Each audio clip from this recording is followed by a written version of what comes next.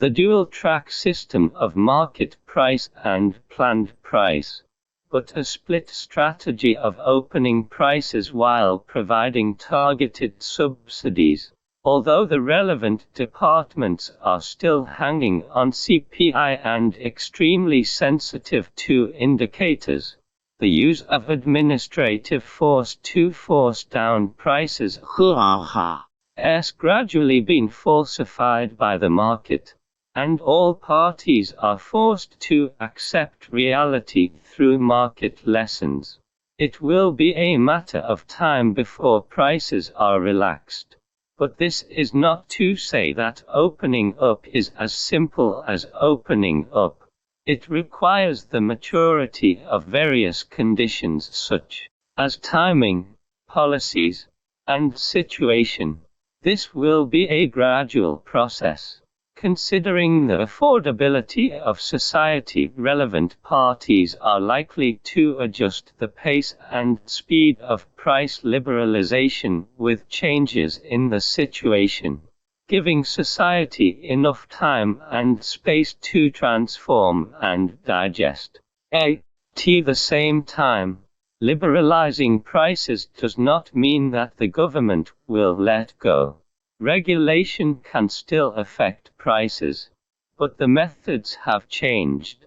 It is no longer administrative control, but indirectly affects prices by influencing market supply and demand, such as the rice bag, the Gettable Basket project, or price adjustment funds.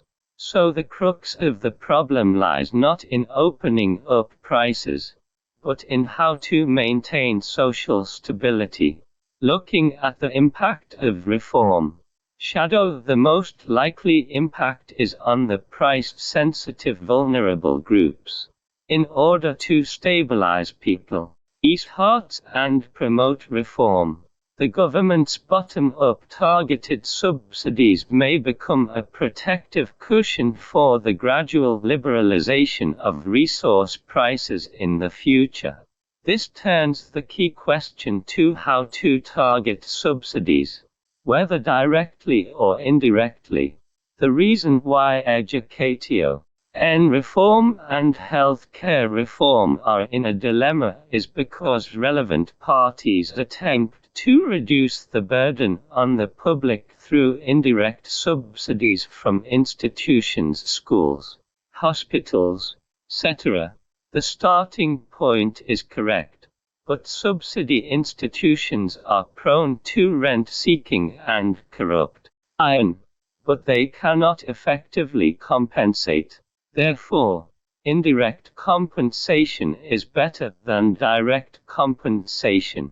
The focus of future subsidies is likely to shift from subsidizing hospitals and schools to directly subsidizing patients, impoverished students, and the poor with quasi-currencies such as medical vouchers, education vouchers, and food vouchers. On the other hand, the operating mechanism of subsidies precisely involves the sensitive core of structural reform. Indirect compensation and direct compensation will originate from two different power operations. The former requires the separation of the linear functions of the administrative department from the powers directly under the state, while the latter requires research on the separation of decision-making and administrative execution. It is difficult to truly achieve separation in the short term. It may be a long-term trend towards future policy goals.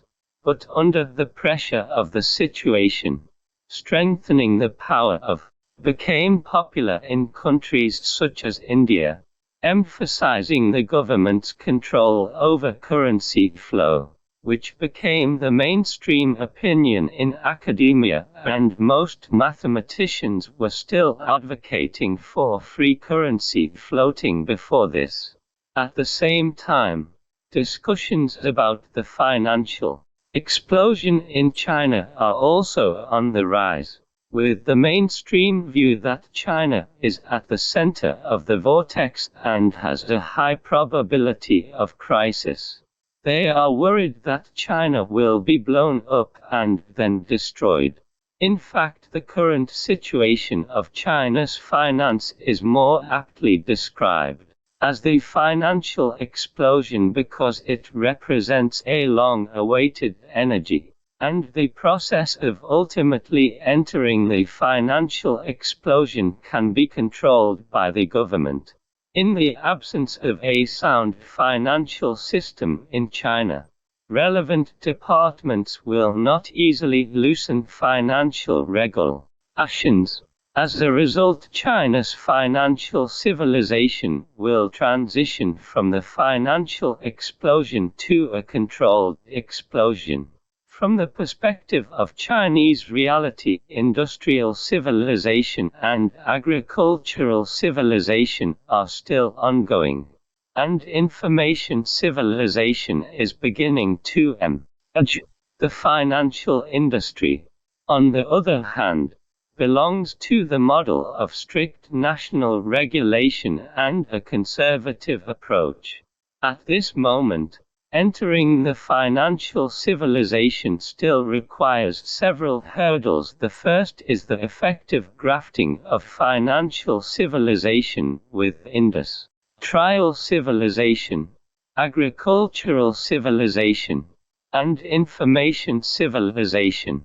As China's economic development mainly depends on backward state-owned enterprises, the traditional economy civilization dominated by these state-owned enterprises is likely to be magnified in the financial civilization, and finally destroyed by the financial civilization. Once the country liberalized the private economy and the innovation vitality of the whole society, it is likely to enter a benign interaction state of the four civilizations. The second is the level of understanding of the game rules of financial civilization by relevant parties, and the degree of subversion of the wisdom of industrial civilization.